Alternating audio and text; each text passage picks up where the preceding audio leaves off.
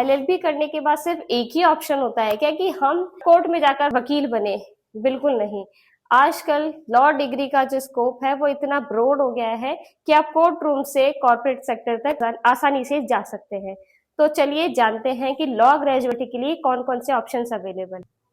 Hello and welcome to my channel. आज हम बात करेंगे कि लॉ डिग्री करने के बाद हमारे पास क्या क्या करियर ऑप्शन होते हैं, या एलएलबी करने के बाद हम क्या कर सकते हैं, या हमारे पास एक ही ऑप्शन है कि हम लिटिगेशन में जाएं, या और भी कई ऑप्शंस हमारे लिए खुले हैं।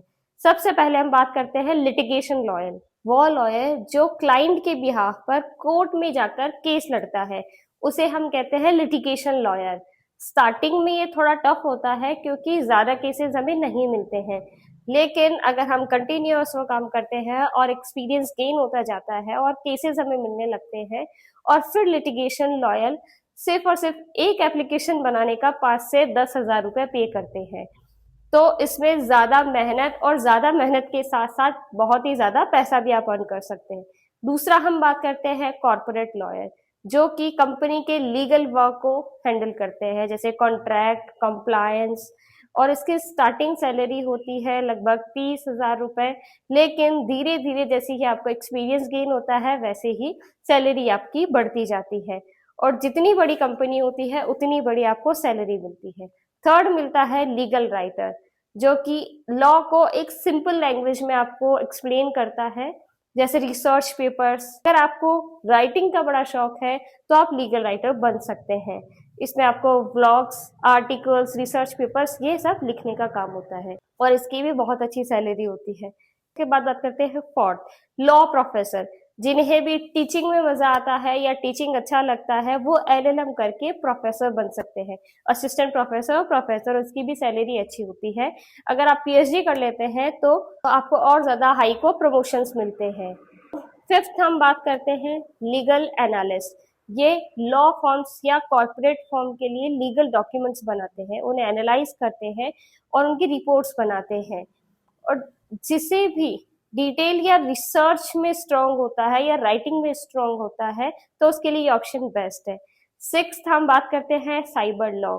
साइबर लॉ जो कि ऑनलाइन केसेस को डील करते हैं, लाइक हैकिंग, आइडेंटिटी थेफ्ट या फिर साइबर फ्रॉड, इन सबको जो डील करता है वो साइबर लॉस कहलाते हैं। सेवेंथ ऑप्शन आता है ह्यूमन राइट लॉस।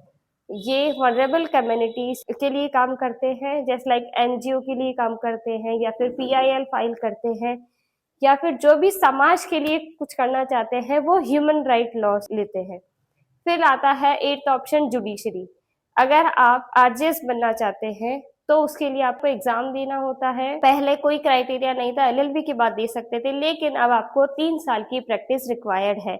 यानी एलएलबी के बाद आपको 3 साल प्रैक्टिस करना होगा और उसके बाद ही आप जुडिशरी में अपीयर हो सकते हैं। और उसके लिए एक प्री एग्जाम होता है, मेंस एग्जाम होता है, और एक उसके बाद इंटरव्यू कंडक्ट होता है। तो अगर आपको आरजेएस बनना है या जुडिशरी या फील्ड में जाना है तो आप ये ऑप्शन ले सकते हैं। नाइन्थ ऑप्शन है लीगल कंसल्टेंट। आपको इसमें लीगल एडवाइस देनी होती है कंपनीज को या फिर किसी भी इंडिविजुअल पर्सन को। अगर आप लीगल एडवाइस देते हैं तो आप लीगल एडवाइजर बन सकते हैं। लास्ट ऑप्शन है लीगल जर्नलिस्ट। लीगल जर्नलिस्ट का प्रोफेशन जो है वो एक न्यूज एंकर की तरह होता है। जैसे कि एक न्यूज एंकर न्यूज बताते हैं, वैसे ही आपको लीगल अवेयरनेस के बारे में बताना होता है, लीगल मैटर्स के बारे में बताना होता है, लाइक कोर्ट का मैटर, क्या कोर्ट में डिसीजन आया, या कौन सा न्यू लॉ बना, या क्या अमेंडमेंट्स हुए, तो ये सभी आपको बताना होता है। जो भी लीगल मैटर्स होते हैं उनको एक जर्नलिस्ट की तरह बताना, और इनकी सैलरी भी बहुत अच्छी होती है। तो अगर आपके पास स्पीकिंग स्किल्स है तो आप लीगल जर्नलिस्ट भी बन सकते हैं। तो ये थे आपके पास 10 करियर ऑप्शन जो कि आप लॉ डिग्री के बाद चूज कर सकते हैं। और जिस भी फील्ड में आप जाना चाहते हैं इसमें बहुत सारे ऑप्शंस आपको दिए गए हैं, आप चूज कर सकते हैं और आगे बढ़ सकते हैं। और अगर आपको ये वीडियो अच्छी लगी तो लाइक करिए, शेयर कीजिए और सब्सक्राइब कीजिए, और कमेंट में जरूर बताइए आपको कौन सा लीगल करियर बेस्ट लगता है। Thank you so much.